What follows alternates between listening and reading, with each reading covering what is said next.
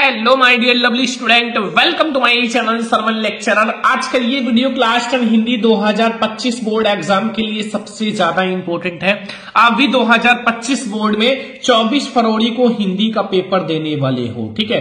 24 फरवरी को आप लोगों का है हिंदी का पेपर। और बहुत सारे स्टूडेंट कमेंट कर रहे थे सर 24 फरवरी के लिए हमें एक ऐसा वीडियो लाइए, हिंदी का महामैराथन वीडियो, जिसमें हमारा सारा कंप्लीट हो सके क्लास 10 हिंदी का, ठीक है। तो आज हम लोग 70 में 70 नंबर बिल्कुल क्लियर करेंगे। अगर आपने ये वीडियो देखा तो आपका हिंदी का हर एक टॉपिक क्लियर हो जाएगा।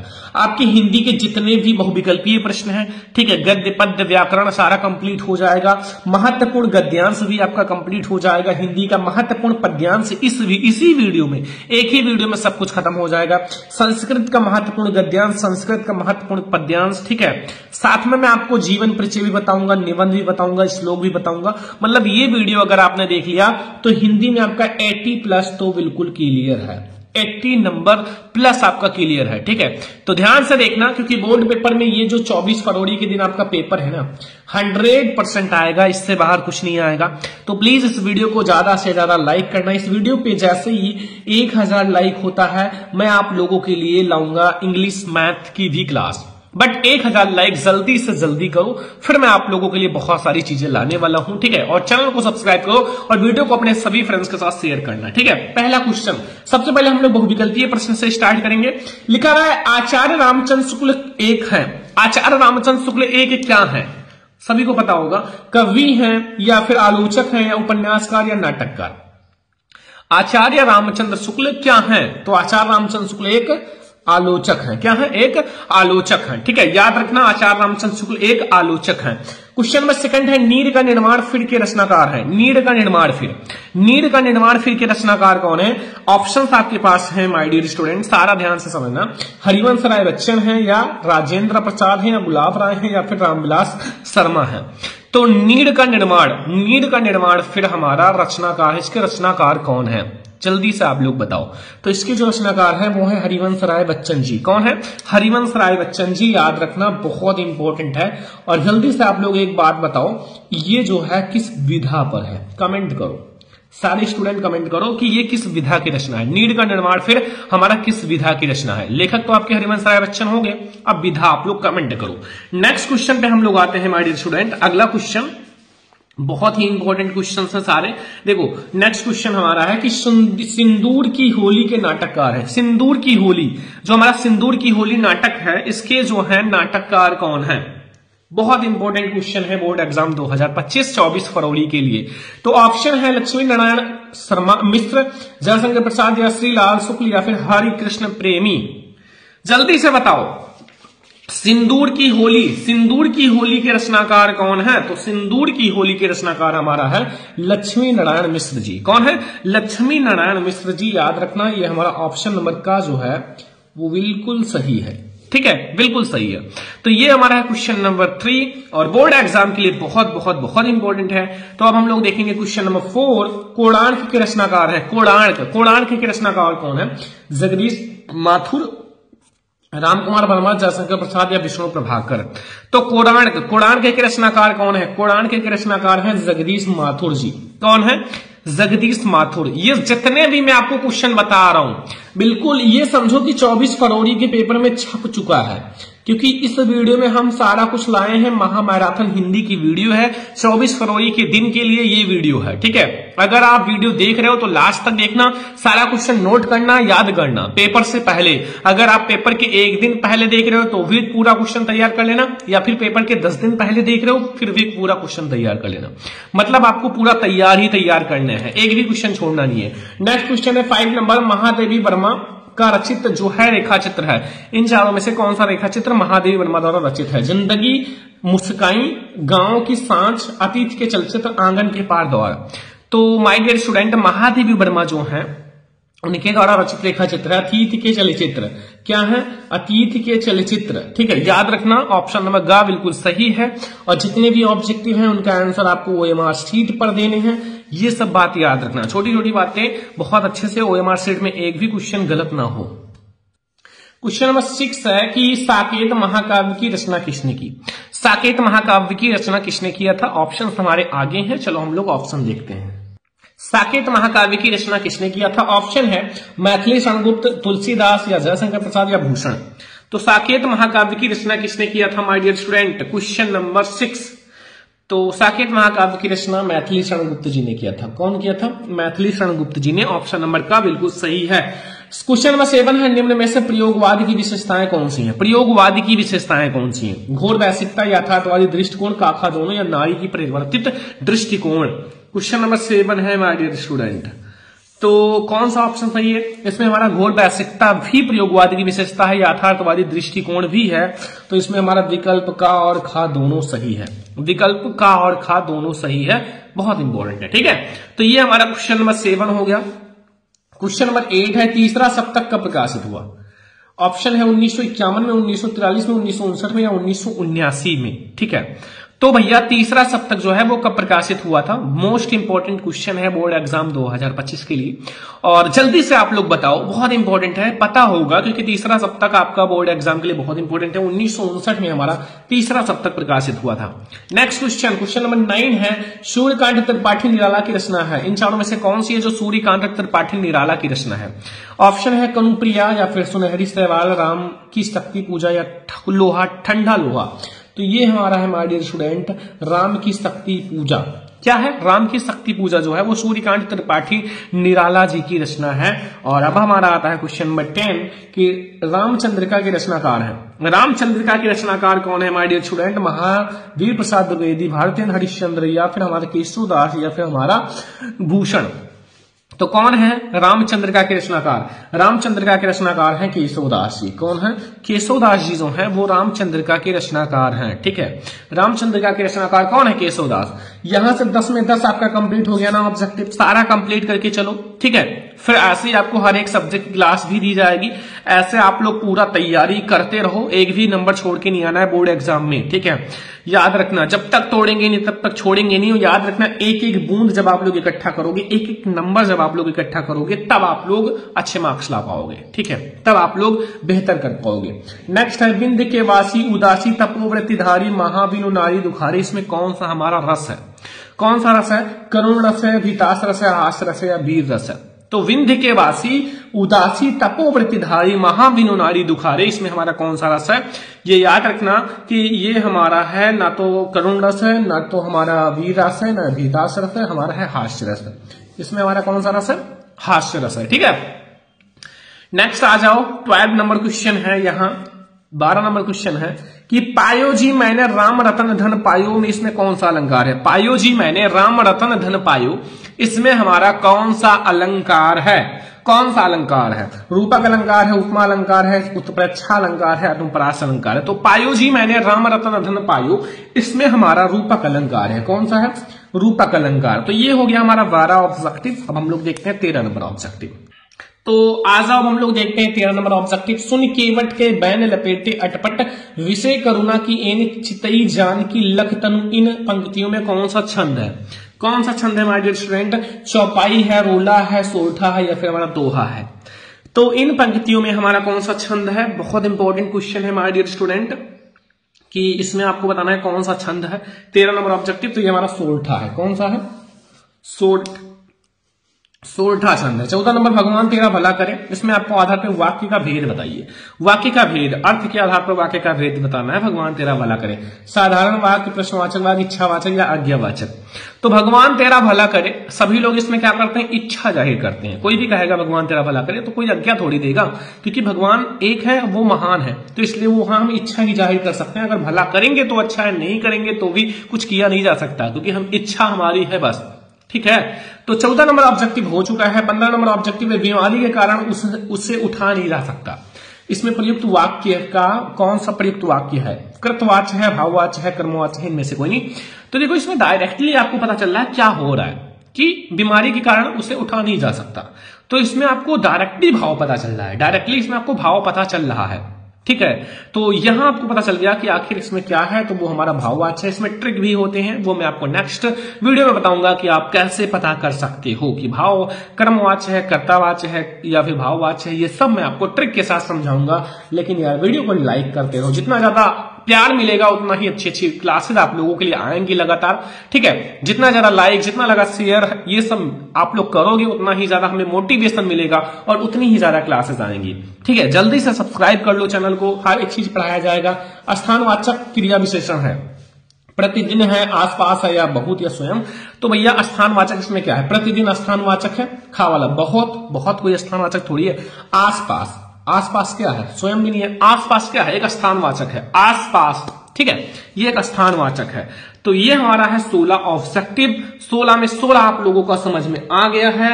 अब हम लोग देखते हैं 17 नंबर ऑब्जेक्टिव की अधिग्रहण शब्द में प्रयुक्त उपसर्ग है। अधिग्रहण, अधिग्रहण में क्या है? आगे क्या लगा हुआ है? अधि, तो अधि लगा हुआ है, तो इसमें हमारा आगे अधि लगा हुआ है, तो अधि हो जाएगा ना, क्योंकि उपसर्ग का मतलब क्या होता है? उप का मतलब क्या होता है? आगे, उप मतलब आगे। ठीक है, तो आगे क्या लगा हुआ है? अधि। अनु तो लगा नहीं है, अनुशासन, अनुसरण, ये सब तो है नहीं, आ तो है नहीं, और हमारा अग्रह भी नहीं है, तो हमारा क्या है? अधि, आगे अधि लगा, इसलिए हमारा अधिग्रहण में अधि उपसर्ग है। नेक्स्ट आ जाओ, तिरंगा में कौन सा समास है? तिरंगा, तिरंगा में कौन सा समास है? द्वंद्व समास, कर्मधारय समास, दीर्घु समास, या अव्ययी भाव समास? तो क्या है तिरंगा में? तिरंगा में हमारा दीर्घु समास है। कौन सा समास है? दीर्घु समास। तो ये हमारा हो गया 18 ऑब्जेक्टिव, और आप लोगों को सारा समझ में आ भी रहा होगा। 19 नंबर ऑब्जेक्टिव है, बादल का पर्यायवाची शब्द नहीं है। नहीं वाला बताना है, जो नॉट है, नहीं है, वो आपको बताना है। ठीक है, क्योंकि एक इसमें से नहीं होगा और सारा होगा। ठीक है, तो यहां आ जाओ, नीरद, जलद, जलज, अंबुद। तो भैया इसका जो पर्यायवाची नहीं है वो है कौन सा? जलद, जलद नहीं है। ठीक है, नहीं जलद है, जलज नहीं है, जलद है, नहीं वाला बताना है, मैं हाय वाला बताऊं, जलज नहीं है। ठीक है, चलो आ जाओ लास्ट ऑब्जेक्टिव। अभी 20 में 20 हम लोग क्लियर कर लेते हैं। अभी बहुत सारी चीजें पढ़नी है, पूरी वीडियो आप ध्यान से देखते रहो। ठीक है, ऑब्जेक्टिव और भी अभी लास्ट में पढ़ा दूंगा। तद नपुंसकलिंग शब्द का पष्ट विभक्ति बहुवचन रूप है। तद, तद होगा, तेसाम होगा, तस्य तस्में, तो तस्में होगा, याद रखना। और तद का नपुंसक लिंग, चाहे पुल्लिंग, नपुंसक लिंग, षष्ठी विभक्ति, चतुर्थी विभक्ति या छठी विभक्ति, कुछ भी आ जाए, सेम ही रहेगा। पुल्लिंग हो या फिर हमारा नपुंसक लिंग हो, लेकिन केवल 2-3 चेंज है, वो देख लेना। ठीक है, वो देख लेना, तद और इसमें बस। तद में पुल्लिंग और नपुंसक लिंग बिल्कुल सेम है, थोड़ा सा चेंज है ऊपर के 2-3। ठीक है, वो देख लेना बुक में। तो ये हम लोगों ने देखा 20 में 20 ऑब्जेक्टिव, जो बोर्ड एग्जाम के लिए वेरी इंपॉर्टेंट है। अब आज हम लोग देखते हैं माय डियर स्टूडेंट गद्यांश पद्यांश। देखो बोर्ड एग्जाम के लिए जो बहुत इंपॉर्टेंट गद्यांश पद्यांश है वही समझेंगे। देखो ये गद्यांश और पद्यांश, ध्यान रखना, गद्यांश और पद्यांश। गद्यांश आपका कितने मार्क्स से आएगा? 6 नंबर का, प्लस पद्यांश भी आपका 6 नंबर का, इक्वल टू 12 नंबर। ठीक है, ये 12 नंबर आप क्लियर करो। ठीक है, कैसे लिखना है, कैसे क्या करना है, वो सब इस में अभी पता चल जाएगा बहुत ही अच्छे से, बस थोड़ा सा ध्यान से देखना। देखो इसमें हमारा पहला गद्यांश, देखो ये इतना ज्यादा इंपॉर्टेंट है जिसका आप लोग सोच नहीं सकते हो, बहुत बहुत बहुत इंपॉर्टेंट है। तो आ जाओ हम लोग देखते हैं बहुत ही ध्यान से। देखो इसमें लिखा है कुसंग का ज्वर सबसे भयानक होता है। जो कुसंग होता है, कुसंग का ज्वर सबसे भयानक होता है, या केवल नीति और सद्बुद्धि का ही नाश नहीं करता बल्कि बुद्धि का भी क्षय करता। ठीक है, बल्कि बुद्धि का भी क्षय करता है। और किसी वह पुरुष की संगति यदि बुरी होगी तो वह उसके पैरों में बंधी चक्की के समान होगी, जो उसे दिन ब दिन अवनति के गड्ढे में गिराती जाएगी। और यदि अच्छी होगी तो सहारा देने वाले बाहु के समान होगी, जो उसे निरंतर उन्नति की ओर उठाती जाएगी। ये बहुत इंपॉर्टेंट गद्यांश है, और ये वाला गद्यांश आप पढ़ लो जो मैं इस वीडियो में बता रहा हूं, ध्यान से समझ लो। इसमें पहला प्रश्न है कि प्रस्तुत अवतरण, जो अवतरण के लेखक और जो पाठ और लेखक का नाम लिखो। जो प्रस्तुत अवतरण है या गद्य अवतरण है उसमें आपको पाठ का नाम, लेखक का नाम लिखना, रेखांकित अंशों की व्याख्या करना, युवा पुरुष की संगत के बारे में क्या कहा गया। अब सबसे पहले संदर्भ लिखना कैसे है, ध्यान से समझो। इसमें सबसे पहले आप संदर्भ हेडिंग डालो ब्लैक से, और फील्ड को प्रस्तुत गद्यावतरण, जो प्रस्तुत गद्यावतरण है, जो प्रस्तुत गद्यावतरण है, ध्यान से देखना, गद्यावतरण ऐसे भी लिखा जाता है। ठीक है, गद्यावतरण है आचार्य रामचंद्र शुक्ल। इसको मैंने ब्लैक से क्यों लिखा है? क्योंकि ये चीज आपको ब्लैक से लिखना है बोर्ड एग्जाम में। ठीक है, आपको और सारा चीज ब्लू से लिखना है, बट पाठ का नाम और लेखक का नाम ये ब्लैक से लिखना है। ठीक है, तो इसके जो राइटर है वो कौन है? आचार्य रामचंद्र शुक्ल द्वारा लिखित एवं हमारी पाठ्य पुस्तक हिंदी की गद्य खंड है। क्या है? गद्य खंड। गद्य ऐसे भी लिख सकते हो, और ये बिल्कुल सही तरीका, जैसे मैंने ये लिखा, ये गद्य बिल्कुल सही तरीका है लिखने का। ठीक है, गद्य खंड में संकलित मित्रता नामक पाठ से लिया गया है। 2 पॉइंट याद रखना कि इसमें जो हमारा पाठ का नाम है ये लेखक है, और ये पाठ का नाम, ये ब्लैक से लिखना। फिर आप देखना 2 में 2 नंबर आपको मिलेगा भैया, 2 में 2 नंबर। तो इसमें पहला क्वेश्चन यही पूछेगा प्रस्तुत अवतरण के पाठ और लेखक का नाम लिखो, या फिर पूछेगा प्रस्तुत अवतरण का संदर्भ लिखो। संदर्भ भी कह सकता है, पाठ और लेखक का नाम। फिर रेखांकित अंश की व्याख्या, यहां से छोटा सा रेखांकित अंश कुसंग का जो सबसे भयानक होता है, केवल नीति और सद्विद्या का ही नाश नहीं करता, यहां तक केवल है रेखांकित अंश। तो ये तो बहुत छोटा सा है व्याख्या कि रेखांकित अंश की व्याख्या हेडिंग डालो, फिर लिखो शुक्ल जी कहते हैं कि बुरी संगति घातक बुखार के समान हानिकारक है। जिस तरह से कोई व्यक्ति यदि भयानक ज्वर से ग्रसित हो जाए या हो तो वह ज्वर उसके शरीर और स्वास्थ्य, जो शरीर और स्वास्थ्य को नष्ट करता है या कर देता है, कभी कभी प्राण भी ले लेता है, उसी प्रकार बुरी संगत नैतिकता और सदाचार मन बुद्धि को भी नष्ट कर देता है। तो ये हमारा हो गया रेखांकित अंश की व्याख्या जो हमारा। और तीसरा ईवा पुरुष की संगत के बारे में क्या कहा गया, इसी में आपको गद्यांश में मिल जाएगा। आखिर ईवा पुरुष के संगत के बारे में क्या कहा गया है, तो ईवा पुरुष की संगति जो होता है, बुरी संगत उसे उन्नति के गड्ढे में गिराती जाएगी, और यदि अच्छी होगी तो सहारा देने वाली बहू या फिर निरंतर उन्नति की उठाती जाएगी। अगर आपकी संगत जो है, दोस्ती जिसे कहते हैं, जिसे दोस्त कहते हैं, अगर अच्छी है तो आप क्या करोगे, उन्नति करोगे। अगर गंदी है तो अवनति, मतलब नीचे गिरते जाओगे। ठीक है, तो ये गद्यांश आपको ऐसे ही सॉल्व करना है। देख लो, बहुत इंपॉर्टेंट गद्यांश है। कुसंग का ज्वर अगर आगे लिखा हो, समझो यही वाला है। तो ये तैयार कर लो, 3 क्वेश्चन रहेगा, तीनों आप तैयार कर लो। ठीक है, 3 के तीनों संदर्भ यही वाला आप हर एक मतलब मित्रता पाठ में लिख सकते हो, सेम ही। ठीक है, रेखांकित अंश की व्याख्या चेंज करना, एक क्वेश्चन रहेगा। अब आ जाओ पद्यांश देख लेते हैं। देखो पद्यांश देख लो। पुरते निकसी रघुवीर, ठीक है, रघुवीर वधु धरे दिए डग में डगध, अझलिकी भरी भाली कनी जलिकी पुट सखी गए मथुरा धर है, फिर बूझत अब चलनों के तक पूर्ण कुट करहु के तह दिया की लख आरतु पिया की अखिया में चारू चले जो जल है। ठीक है, तो ये आप लोगों का एक वेरी इंपॉर्टेंट पद्यांश है बोर्ड एग्जाम 2025-24 फरवरी के लिए। इसमें 3 क्वेश्चन है। पहला, प्रस्तुत पद्यांश की संदर्भ हिंदी में व्याख्या कीजिए तथा काव्य सौंदर्य स्पष्ट कीजिए।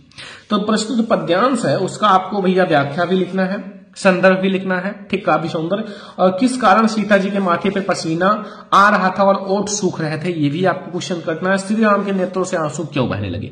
तो ये आपको 3 क्वेश्चन, एक क्वेश्चन 2 नंबर का, दूसरा क्वेश्चन 2 नंबर का, तीसरा क्वेश्चन 2 नंबर का, कुल मिला के 6 नंबर के आपके रहेंगे।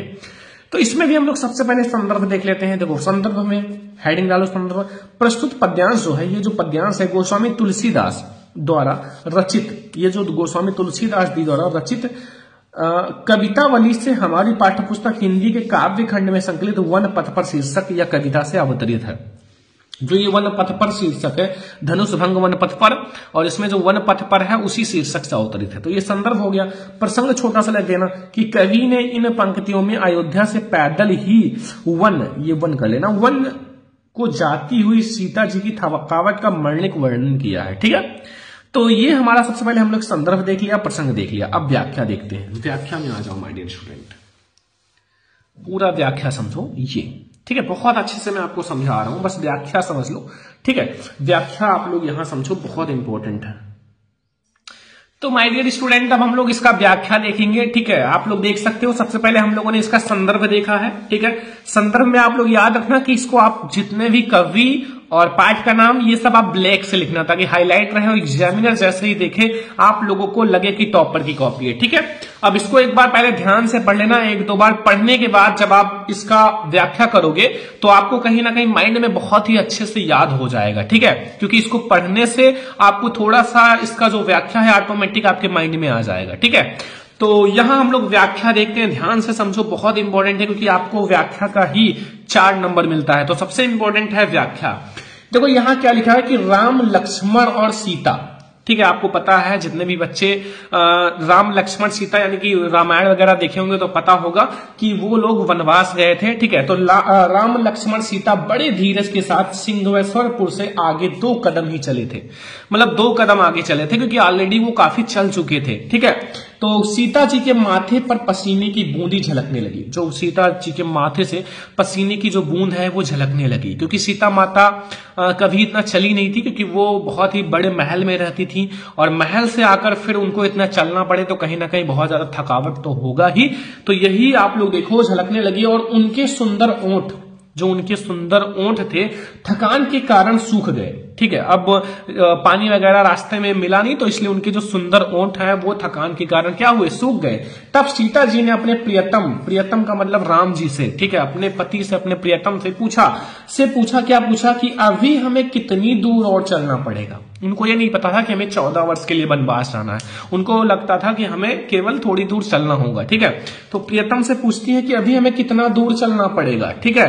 तो श्री राम से सीता जी यही पूछती हैं। फिर क्या होता है कि कितनी दूरी पर पत्तों की कुटिया बनाकर रहेंगे, और कितनी दूरी पर हम लोग पत्तों की कुटिया बनाकर रहेंगे ताकि हम लोग थोड़ी देर आराम कर सकें, ठीक है।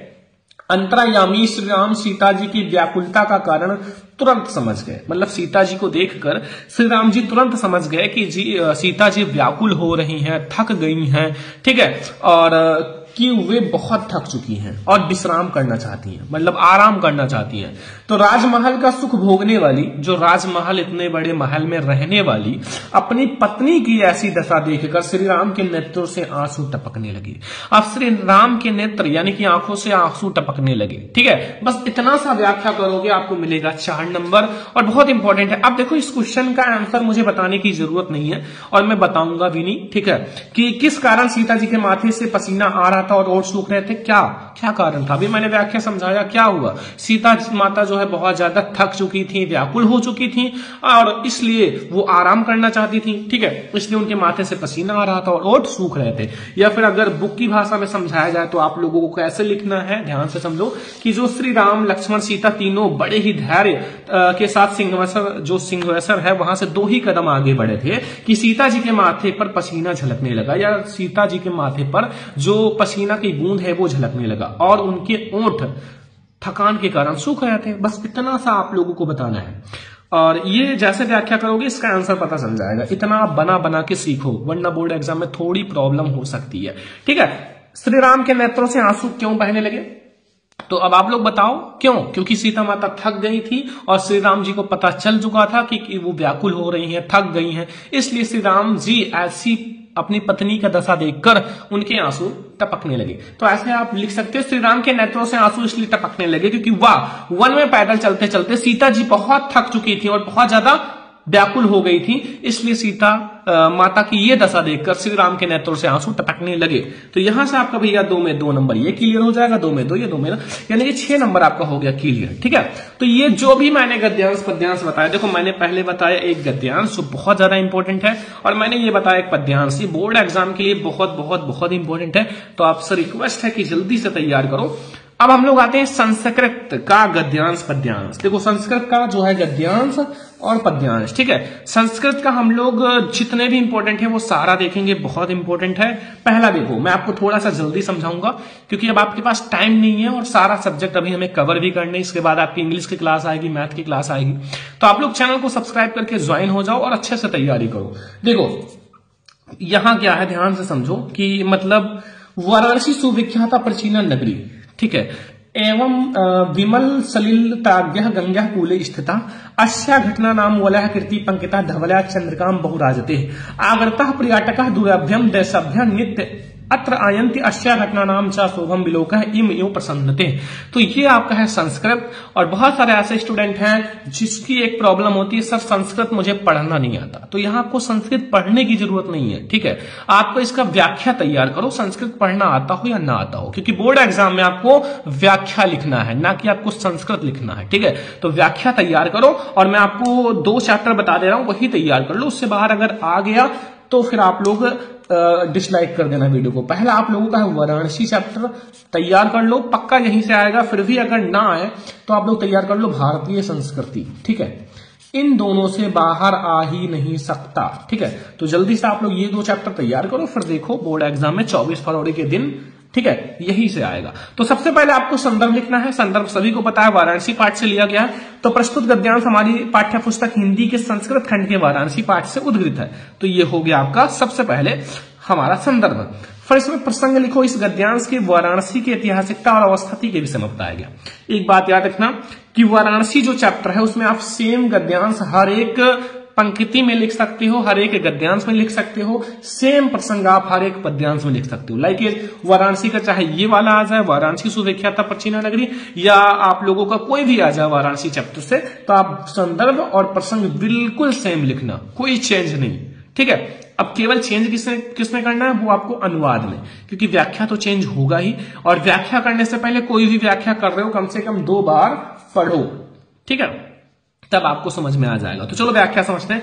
जो वाराणसी सुविख्याता प्राचीन नगरी, वाराणसी सुविख्याता मतलब बहुत ही ज्यादा प्रसिद्ध, प्राचीन मतलब पुरानी, नगरी मतलब नगर, ठीक है। तो वाराणसी जो है सुविख्यात प्राचीन नगरी, यानी कि बहुत ही प्राचीन नगर है, यह नगरी है। तो वाराणसी जो है बहुत ही प्रसिद्ध प्राचीन नगरी है, ठीक है। यह स्वच्छ जल की तरंगों से युक्त गंगा के किनारे स्थित है। ये जो है गंगा नदी के किनारे स्थित है, इसलिए बहुत ज्यादा अच्छा लगता है वहां, ठीक है।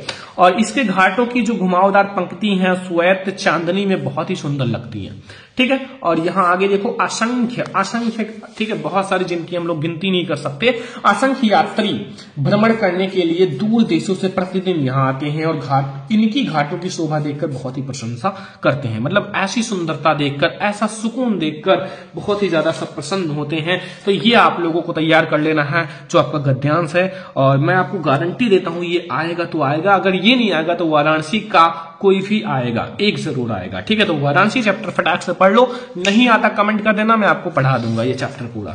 सेकंड आप लोग देखो, मैंने जो चैप्टर बताया भारतीय संस्कृति से मैंने एक और लिया है गद्यांश, मैं आपको 2 गद्यांश पढ़ा देता हूं, क्योंकि एक तो फिक्स आएगा, तो दोनों तैयार कर लेना। देखो, मानव जीवन संस्करण संस्कृति अस्माका पूर्वज मानव जीवन से महत्तम प्रयत्नम आकुर्वन् ते अस्माका जीवन से संस्कृतम यान आचरण विचारम चाधम तद सर्वम अस्माका संस्कृता, ठीक है। ये हमारा सेकंड नंबर है, जो कि आपका गद्यांश ही है, और ध्यान रखना 5 नंबर का गद्यांश आता है।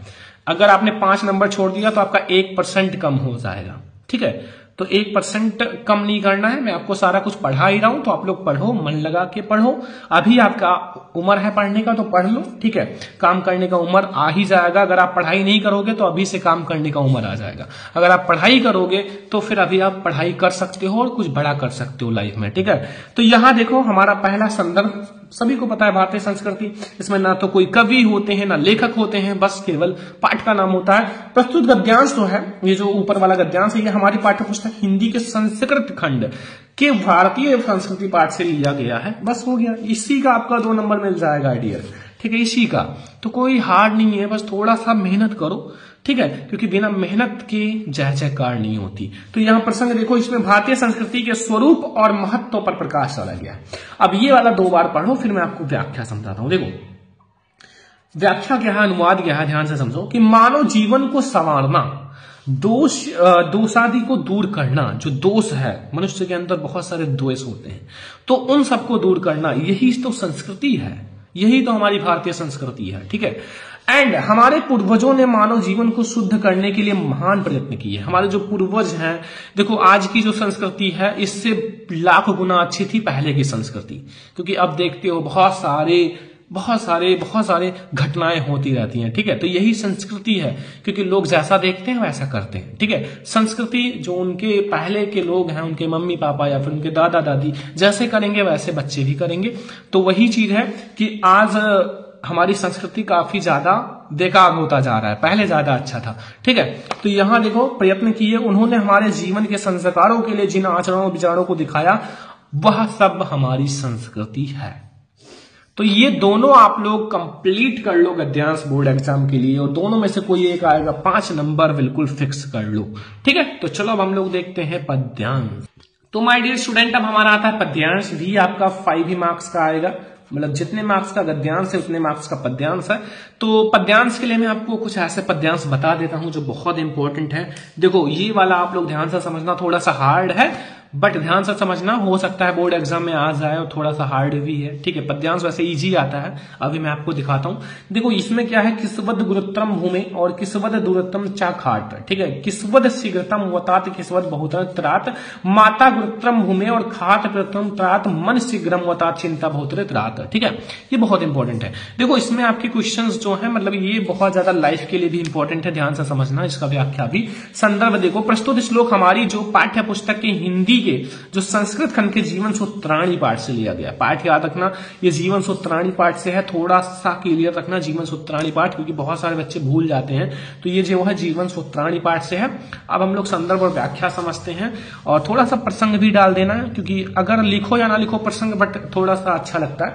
इन श्लोक में यक्ष के प्रश्नों और युधिष्ठिर के उत्तरों के माध्यम से माता पिता इत्यादि के महत्व को दर्शाया गया है। तो यहां देखो, सबसे पहले क्या पूछा है कि शब्द गुरुत्रय भूमि, इसका मतलब क्या है? अनुवाद में यक्ष युधिष्ठिर से पूछता है कि भूमि से महान क्या है।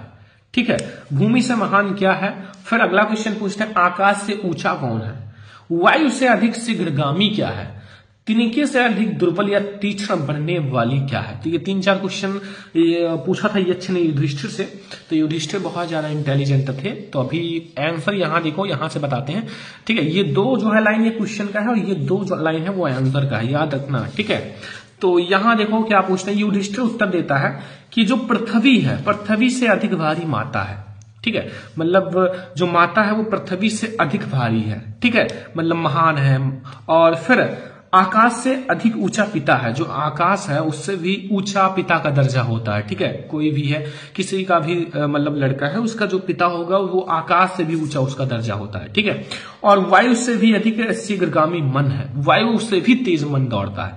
आपका मन यहाँ है, अगर आप सोचो कि मान लो आप टहलने गए थे कहीं भी, दिल्ली, लखनऊ, मुंबई, तो वहां का सोचो अगर, तो तुरंत आपका मन वहां पहुंच जाता है। इतना तेज वायु भी नहीं पहुंचता जितना तेज आपका मन वहां पहुंच जाता है। काश आप सोचो, मान लो अपने मामा के यहाँ का सोचोगे तो आपका मन तुरंत वहां पहुंच जाएगा। ठीक है, तो ये सब होता है मन। लेकिन तीक्ष्ण से भी अधिक दुर्बल बनाने वाली चिंता है। मतलब जो तीक्ष्ण होता है से अधिक दुर्बल बनाने वाली चिंता है। चिंता एक ऐसी चीज है जो चिता के बराबर होता है। अगर कोई इंसान एक ही बात को हमेशा सोचता रहता है तो वो इंसान कुछ भी करे, कोई भी चीज खाए, कोई भी दवा खाए, तो फिर कुछ नहीं होगा। वो मतलब एक ना एक दिन उसे खा ही लेगा। ठीक है, तो चिंता बहुत बेकार होता है, इससे दूर रहो। ठीक है, तो अब ये हमारा हो गया पहला जो मोस्ट इंपोर्टेंट पद्यांश है 5 नंबर के लिए। ठीक है, देखो बहुत इंपॉर्टेंट होता है 5-5 नंबर लाना, क्योंकि जब आप लोग कंपटीशन वगैरह की तैयारी करोगे तो एक नंबर के लिए पूरा बुक पढ़ना पड़ता है। मोटी मोटी बुक पढ़ोगे, 1 नंबर उसमें से नहीं आएगा। ठीक है, इसलिए ये सब समझो, अभी आपके पास समय है। इतनी छोटी सी चीज में आपको 5 नंबर मिल जाएगा। सोचो, एक भी पेज का नहीं है। ठीक है, ये बहुत इंपॉर्टेंट है। ठीक है, इसलिए मैं आपको कह रहा हूं पद्यांश थोड़ा सा छोटा आता है, वो इंपॉर्टेंट होता है। सर्वे भवन्तु सुखिनः, सर्वे सन्तु निरामया, सर्वे भद्राणि पश्यन्तु मा कश्चित् दुर्भाग्यः भवेत्। तो इसमें क्या है, सबसे पहले आप ध्यान रखो, पाठ का नाम बहुत ज्यादा इंपॉर्टेंट है। तो जो प्रस्तुत श्लोक है हमारी पाठ्य पुस्तक हिंदी के संस्कृत खंड के भारतीय संस्कृति पाठ से लिया गया है। ठीक है, ये हो गया हमारा सबसे पहले क्या संदर्भ। प्रसंग थोड़ा सा डाल देना। प्रस्तुत श्लोक में भारतीयों की मूल भावना पर प्रकाश डाला गया है। और व्याख्या समझो, सर्वे भवन्तु सुखिनः का मतलब होता है सब सुखी हूं। सर्वे सन्तु निरामया का मतलब होता है सब रोग रहित हो, किसी को भी रोग वगैरह ना हो।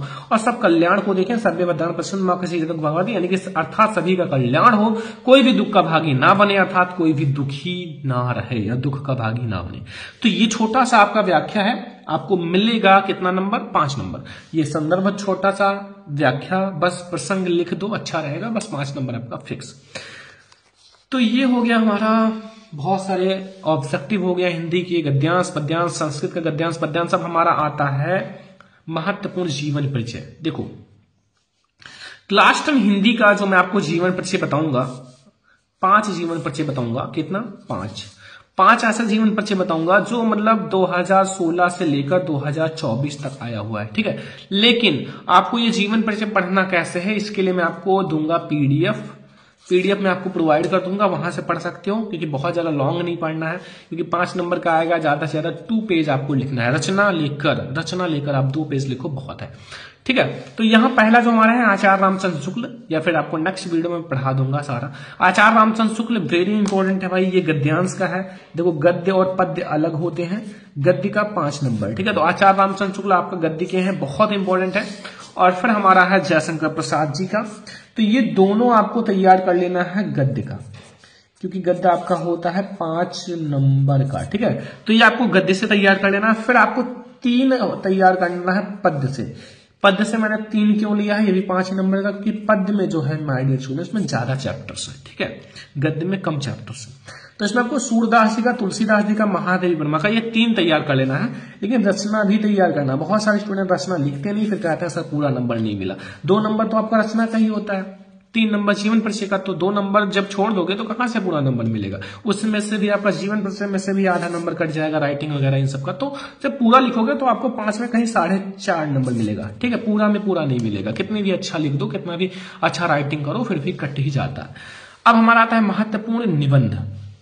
देखो इसमें मैं आपको 5 ऐसे निबंध बताऊंगा जो आपको 24 फरवरी के दिन मतलब बिल्कुल फिक्स कर लो, आएगा ही आएगा पेपर में। लेकिन आपको इन सबको याद करना पड़ेगा, याद करो या ना करो, बट आप लोग क्या करना, इसका जो हेडिंग है, हेडिंग जरूर याद कर लेना। और तो बना के लिख सकते हो, बट हेडिंग जरूर याद कर लेना। हेडिंग आप अच्छे से तैयार कर लो, फिर आप बना के लिख दोगे, क्योंकि निबंध है, इसमें जितना लिखो उतना कम है। ज्यादा से ज्यादा 3 पेज आप लिखना, प्रैक्टिस 3 पेज करना, और ज्यादा भी लिख देना टाइम मिले तो, क्योंकि 7 नंबर का है। देखो पहला, पर्यावरण प्रदूषण की समस्या और समाधान, मोस्ट इंपॉर्टेंट ये है, मतलब बहुत इंपॉर्टेंट है, बोर्ड एग्जाम के लिए बहुत बार आया हुआ है। वृक्षारोपण का महत्व, विज्ञान वरदान है अभिशाप, आतंकवाद समस्या और समाधान, जनसंख्या वृद्धि, लाभ और हानि। तो ये आपको 5 निबंध तैयार कर लेना है, और 5 निबंध अगर आपने तैयार कर लिया, 7 नंबर आपका फिक्स हो जाएगा। देखो ये हो गया हमारा हिंदी के बहुत सारे इंपॉर्टेंट क्वेश्चन। अब जो भी बचे हैं, मान लो आपका बच्चा हुआ है पत्र लेखन, ठीक है, एंड थोड़ा सा संस्कृत के प्रश्न उत्तर करा दूंगा नेक्स्ट वीडियो में। तो जितने भी चीजें आपका 2-4 चीजें बची हुई हैं, उसका आएगा पार्ट 2 वीडियो। क्या आएगा? पार्ट 2। ये भी पार्ट 1 है, इसमें मैंने बहुत सारा करा दिया है। उसमें मैं आपको निबंध भी लिखना बताऊंगा, जीवन परिचय भी लिखना बताऊंगा, ठीक है। तो ये वीडियो आज का हमारा हिंदी का बहुत ज्यादा इंपॉर्टेंट वीडियो, जिसमें से आप अगर 70 नंबर का पेपर है तो आप 30 नंबर तो आपको स्कूल से मिल जाएगा, 50 नंबर तो कर ही दोगे, 70 में 50।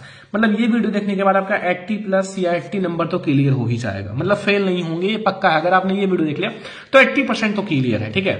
तो आई होप आपको ये वीडियो बहुत ज्यादा ही पसंद आया होगा। जितना ज्यादा पसंद आया उतना ज्यादा लाइक करो। पीडीएफ अगर आपको चाहिए तो इस वीडियो पे 1000 लाइक होने के बाद आपको हमारे टेलीग्राम चैनल पे पीडीएफ भेज दिया जाएगा हमारी टीम के द्वारा। बट आप लोग इस वीडियो को ज्यादा से ज्यादा लाइक करो, शेयर करो, चैनल पे ना तो सब्सक्राइब भी कर लेना। और जितना ज्यादा लाइक करोगे उतना ही जल्दी मैं आपको लाऊंगा मैथ की क्लास, जो कि बहुत सारे बच्चे कहते हैं सर मैथ, तो वो भी आएगा। एंड इंग्लिश की क्लास, ठीक है, ये भी आएगा, सारा क्लास आएगा। तो जल्दी से लाइक चैनल सब्सक्राइब करो। तो चलो हम लोग मिलते हैं क्लास 10 के और इंपॉर्टेंट वीडियो में, वो फिर नेक्स्ट वीडियो में। तब तक के लिए थैंक यू।